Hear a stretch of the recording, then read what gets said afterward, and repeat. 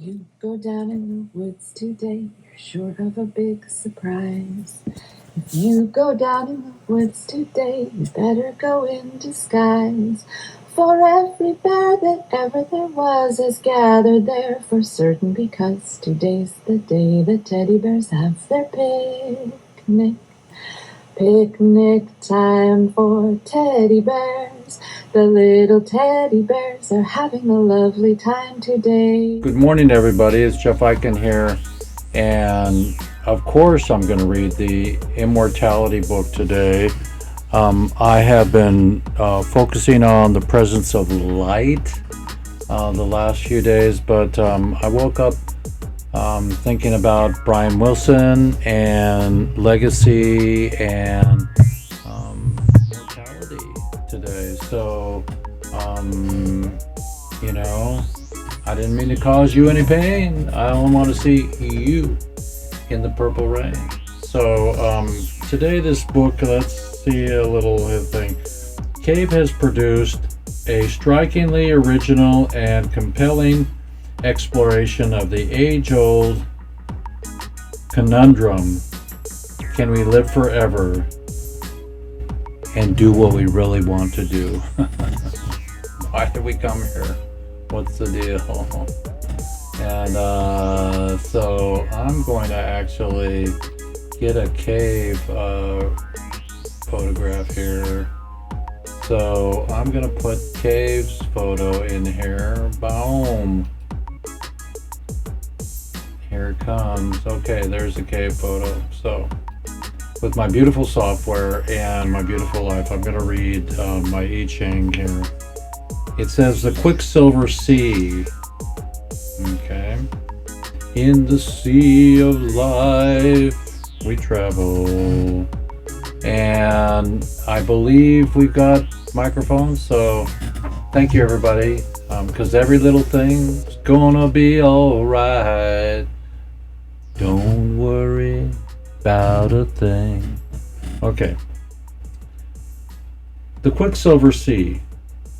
The first emperor was untroubled by doubts about immortality's desirability. Ruling all under heaven seemed an occupation with which he could happily continue for a long time to come. When we left him, he was standing on a beach, crossbow in hand, waiting to kill the sea demon that stood between him and eternal life. Right? Just think about the boys and girls in jail for marijuana, and anybody in jail or anybody contemplating what he says here. He was standing on the beach with a crossbow in hand, waiting to kill the sea demon that stood between him and eternal life. But all managed was few pot shots at some sharks hauled in by his sailors. The demon, it seems, eluded him as he returned inland towards the capital in 210 BCE, aged only 49. He fell seriously ill and died. It's called the Quicksilver Sea here, so I'm in immortality here. But why qualifying unsavory tonics and sending off expeditions, the search for true elixir? The first emperor had also been busy constructing a plan B. For years, a staggering 700,000 laborers, mostly convicts, fallen foul of his draconian legal system, had been working on the complex that was to be the emperor's tomb. Contemporary sources say that a replica of the entire emperor was created underground in bronze, with China's great rivers reproduced in the flowing mercury that ran perceptually into the Quicksilver Sea. Mercury.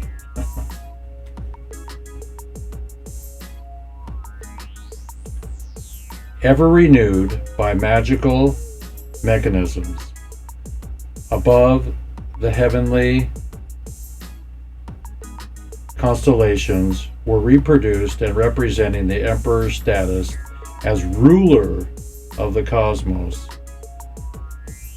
The whole was guarded by the automatic crossbow that would shoot dead anyone who approached. Does that sound familiar? The first emperor's successor, a younger son, his reign was to prove brief, ordered that his father's concubines, who had not been born a male child, should be killed and buried with their master. They were soon followed by their craftsmen, who had built the tomb's defense, and therefore knew the whereabouts of its treasures. Those who died were extremely numerous, and say the records, they were all buried with their king,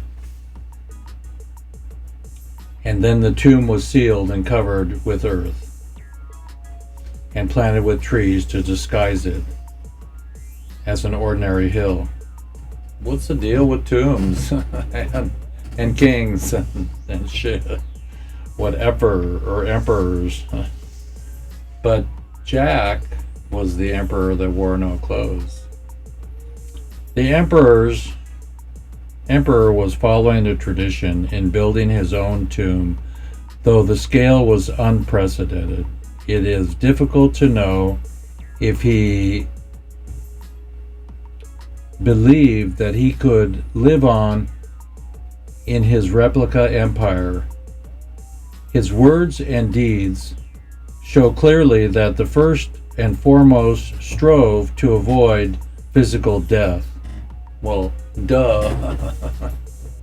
So, the emperor, if he was to go into void, had every intention of going in the style to which he was accustomed.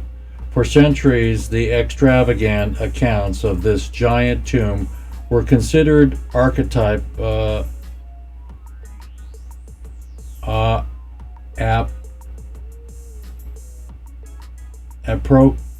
I can't read that word, but it was Apocryphal. The mound beneath which the tomb was hidden was known to locals to be the superstition and the legend of the deadly traps that kept them away. Then in 1974, a few peasants began to dig.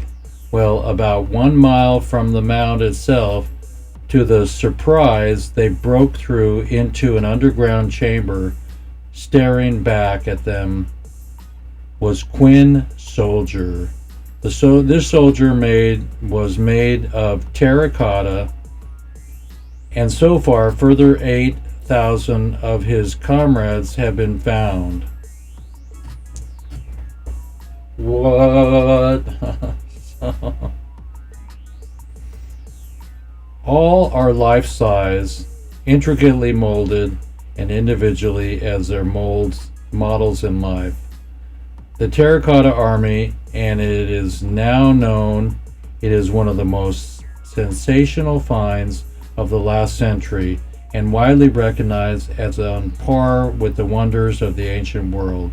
But what perhaps is more wondrous is that there are that this great army represents only a tiny fraction of the enormous burial complex, the fractions that contemporary records did not even deem to fit to mention compared to the other treasures. The complex covers the extraordinary 14,000 acres and includes pits with terracotta administrators, acrobats, chariots, and even a menagerie. The army guards the entrance to the tomb's outer wall, which is nearly 4 miles long. The ongoing excavations is likely to continue to uncover treasures for decades to come. The main tomb itself has been open for fear that its contents cannot yet be properly preserved, and perhaps for fear of the automatic crossbows. The preliminary scans of soil have revealed unusually high level of mercury, suggesting the ancient account of Quicksilver Sea is true. Mercury. But how did the first emperor, who had the first physicians of the day at his disposal and who followed the strict regime designed to promote longevity, come to die at such a relatively tender age? The court sorcerers and the doctors blamed his punishing work schedule even while traveling. He would not rest until he had worked enough, some 60 pounds of state documents per day. This control freakery, they thought, was blocking the beneficial effects of their medicines. So don't overwork. With the benefit hindsight, however, we can take a different view. From near contemporary sources, we know that many of the ingredients that were used by the physicians and the sorcerers to make their elixirs for those who could afford them. Why did the wealthy only get the elixirs? Who could afford them? The core ingredients were such incorruptible elements as gold, mercury, jade, and other common components. In the included sulfur and lead and orpiment, ORPIMENT, orpiment. Maybe I'm pronouncing that wrong, but the compact of arsenic and the striking golden color. The first emperor's daily dose of vitamins and minerals would therefore have induced any mercury, lead, arsenic poisoning, and the possibility of all three. Symptoms would have ranged from headaches, belly aches, sweating, and seizures to insomnia, irritability, and paranoia traits. He seems to have demonstrated the abundance in abundance. It seems only time his doctor was successfully managed to extend the first emperor's life was when he blocked the Yan assassin's knife with his medicinal bag. Contrary to their promise, his potions had proven to be elixirs of mortality. It is the emperor's quest to stay alive forever that killed him.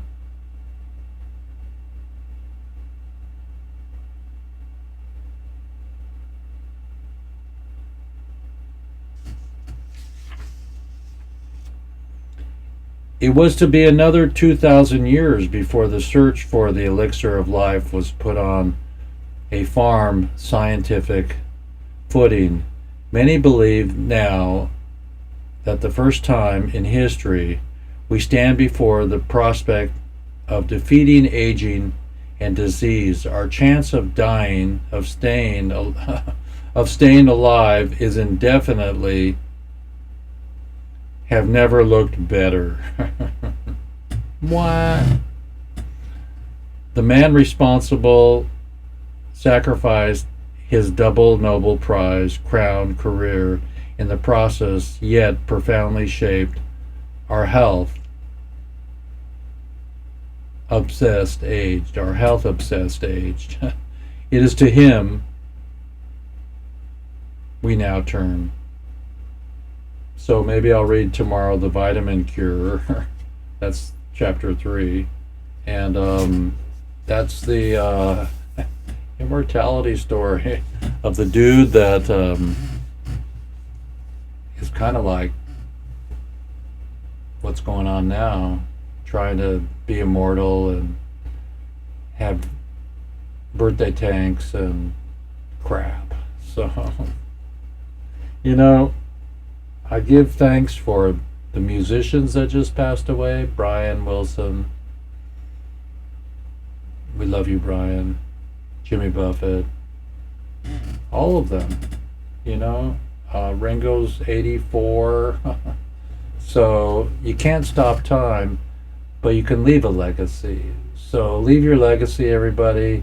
It's a morning readings with Jeff Biken, and I'm feeling good this morning.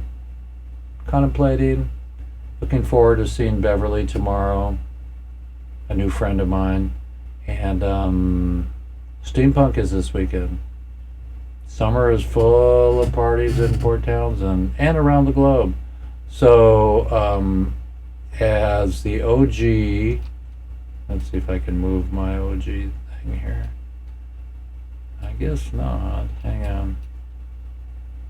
Infinity and OG. There we go. So, as an OG, old guy, I love you up in the morning, and have a great day. Stay organized and prolific, and don't worry about a thing, because every little thing gonna be alright. Oh, you know what? I will play my favorite music box. Okay, there's a music box, and here we go.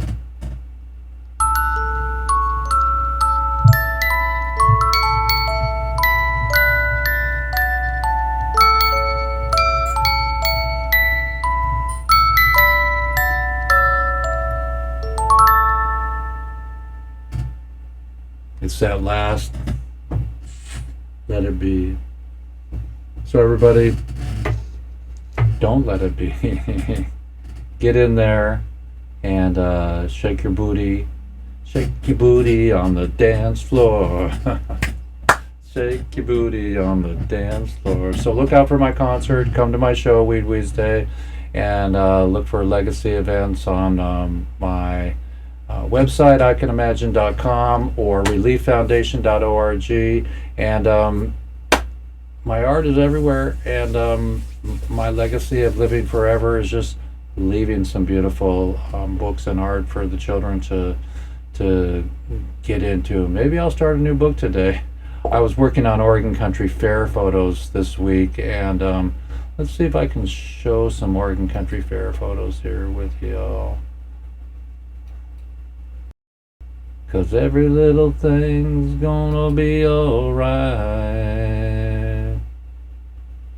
Okay, so let's see if we can find some Oregon Country Fair photos. Don't worry, that's the concert space, everybody. We're going to Oakland Coliseum, hook or crook. Bring all the prisoners with us. Okay. Look, it says Omaha. There's Omaha police. But we're going to not talk about politics today. We're going to bless LA and all the police around the country today, and that there's no violence. 242 people died in a Indian airplane accident today. So bless your life and get busy. So I'm going to show you here.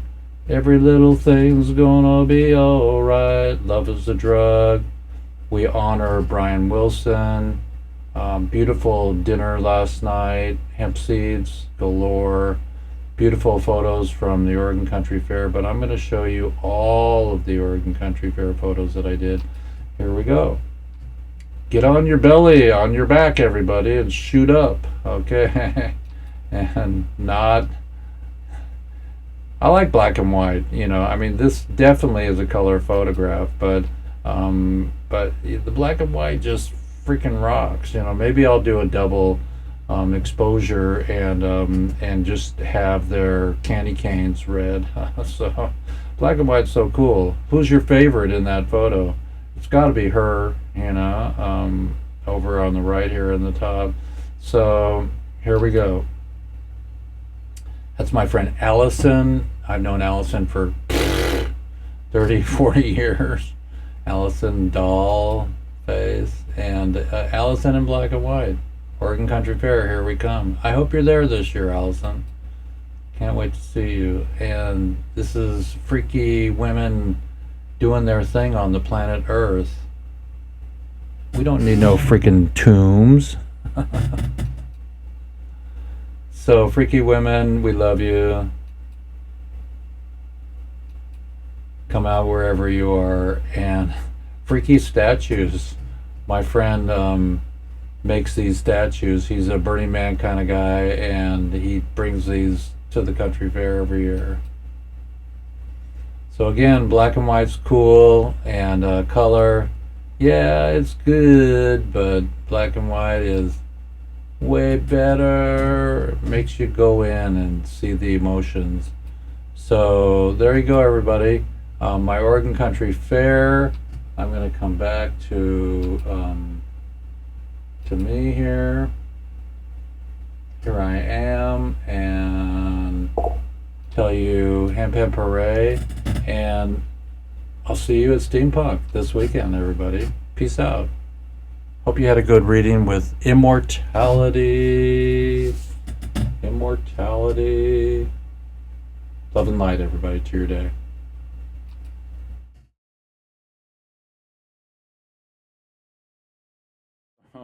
Thank you, fans, and beautiful women, and beautiful men, and beautiful babies, and dogs, and animals, and birds, and trees, and ants, and things. Stop the fucking fighting in LA, Gaza, and Ukraine, and the planet. Okay. This is Hotel Jeff Wanda saying, Max Headroom, Max Headroom, Max Headroom. Stop watching commercials.